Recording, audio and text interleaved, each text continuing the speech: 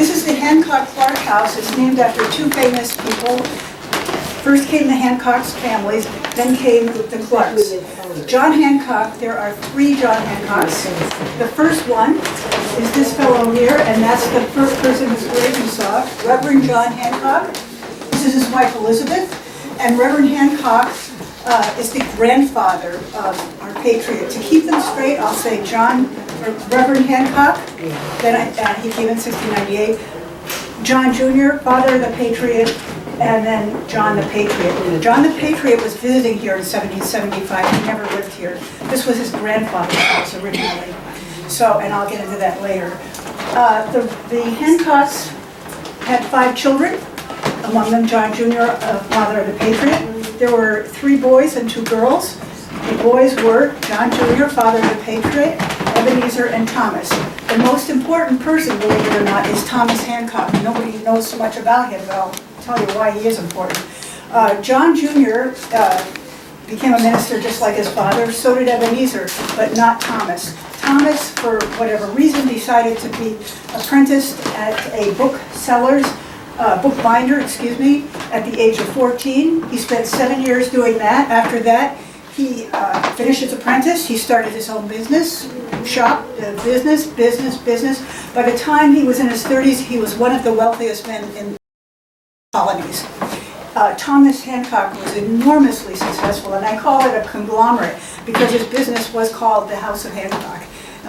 And he stretched into many different areas. So fabulously wealthy, and he paid for this house to be built. This is not typical of any, especially a reverend, of any normal colonial person. This house is much fancier than that. I call Thomas Hancock the Bill Gates of that day. So we'll go back to. Is that a Chippendale mirror? Yes, it is.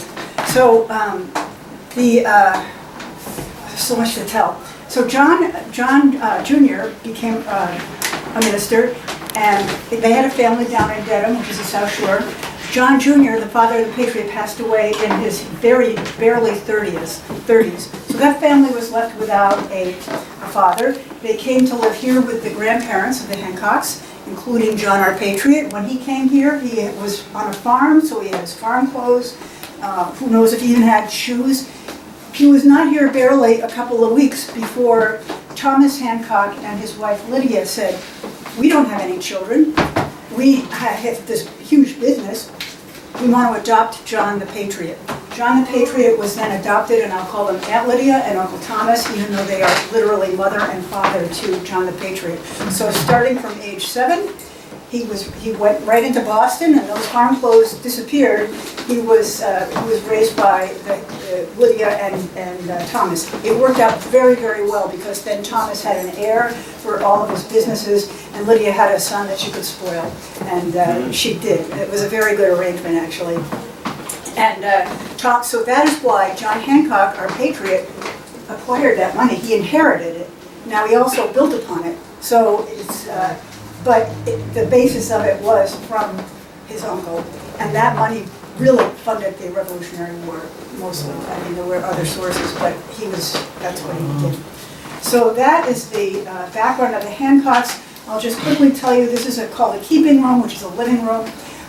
This house was built in 1737.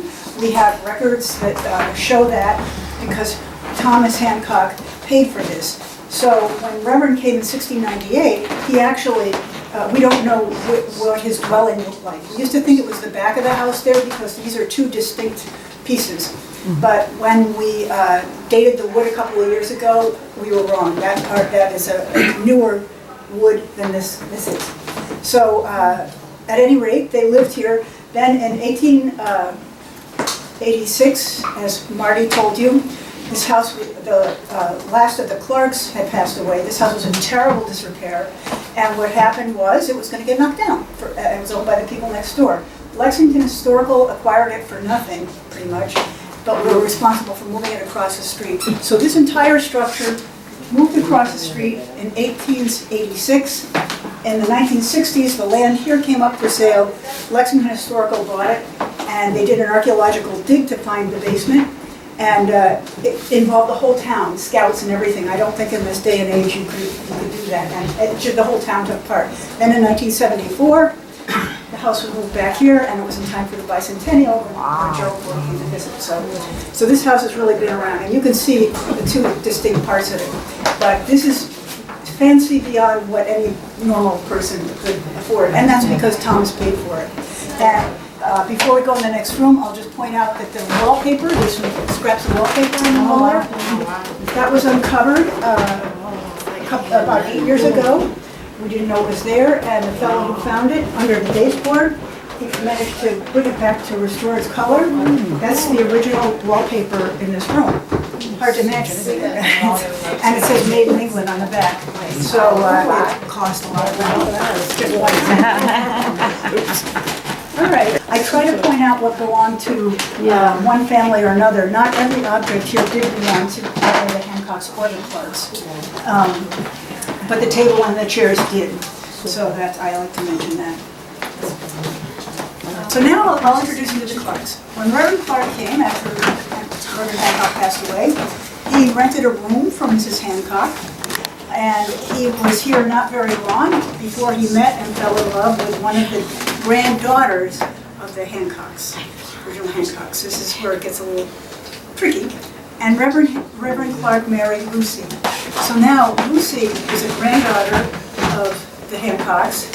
John, our patriot, is a grandson of the Hancocks. So they're first cousins by marriage.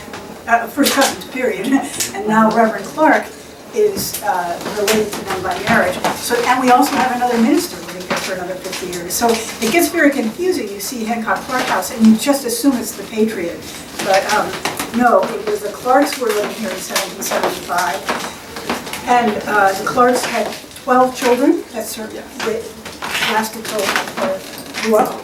This is Mrs. Clark's table. And Reverend Clark was patriotic and beyond more patriotic and patriotic. I, before dying, used to think, well, everybody was for the cause, probably, that's just the way it must have been.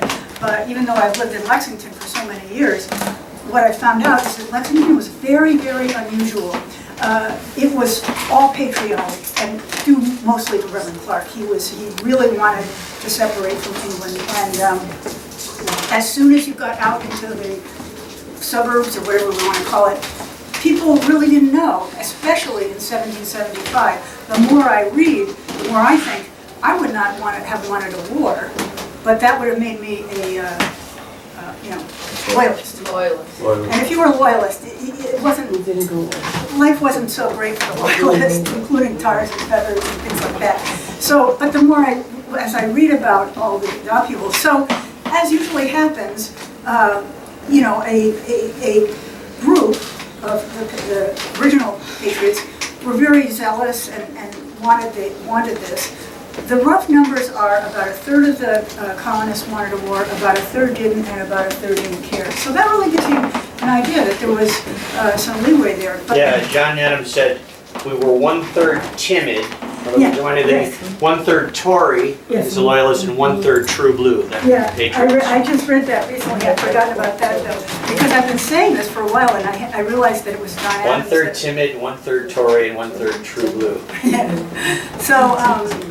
So we have this Reverend Clark, and so we'll start with the Tea Party that we'll start with the spinning bee. In 1769, Lexington, Reverend Clark had his wife, Lucy. That is Lucy's spinning wheel back there. And all the women, they went over to the green, and they had what's called a spinning bee. That spinning bee was just to say, you saw it in the movie, we don't need to buy cloth from England, we make our own. So that was the first thing, and then we had a tea party. What was the date of that? 1769. And you'll learn more about that at Putman, because they had it right on the green, and it's interesting. So that was the first real protest. We had a tea party 3 days before the Boston Tea Party. We did not invent the Tea Party.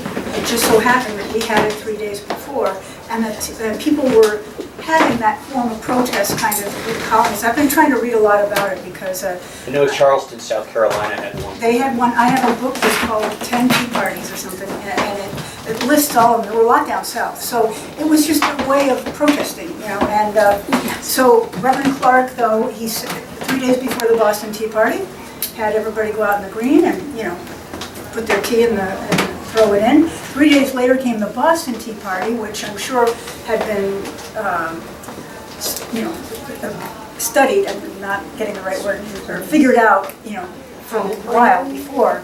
And so that tea party made a dent. The value of the tea that went into the harbor at the Boston Tea Party in today's money is worth, the lowball figure is $1 million. So, 90,000 pounds, 45 tons. yeah, that kind of made a big, I mean, I'm sure, they paid a lot of attention to that. They maybe didn't pay so much attention to Lexington, but we were in there too, so. So that was his idea too. I mean, and the reason too that Lexington, well, one of many reasons, Lexington was not we were a poor farming community, so going to war people wouldn't be losing anything. If you were a merchant, you would be deeply affected. So that's one reason why this community was so patriotic. And Reverend Clark, of course, is another reason. So now that I have reassured I'll kind of go around the room here. These objects are all period objects.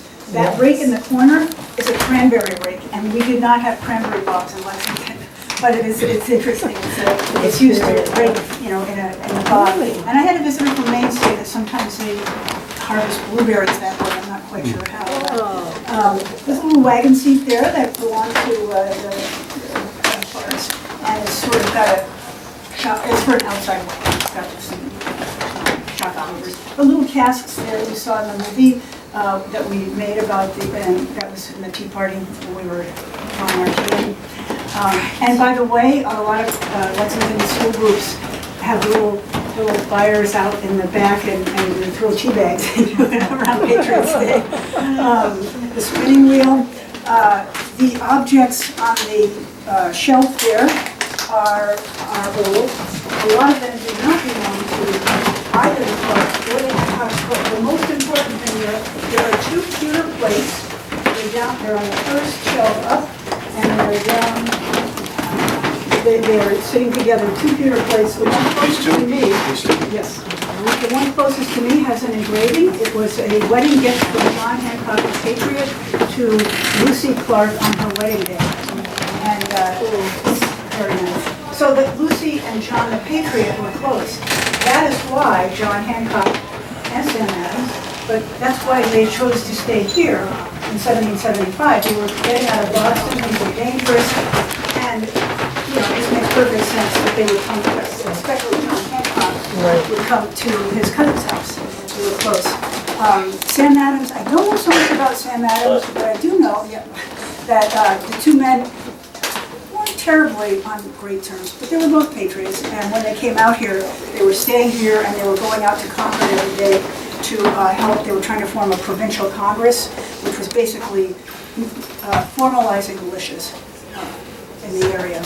So I like to say that if the battle on the Green hadn't happened, probably the next week something else would have happened. Because we just, the time was right. Things that, you could see from the movie, things were building and building and building. The one thing we don't know, of course, is who fired the first shot. And we were 77 militia on the Green, Lexington militia. There were over 700 in the expedition that was going out to Concord. Clearly, that's outnumbered. And Captain Parker did say to withdraw. The English expedition, I call them English because everybody was a British subject, they were told, don't destroy property and don't hurt anybody, because General Gage wasn't too thrilled. He was getting pressure to do this, and he knew it was sort of like kicking the beehive. So he said, just go out to Concord and back, do it all under cover of darkness, which of course didn't happen.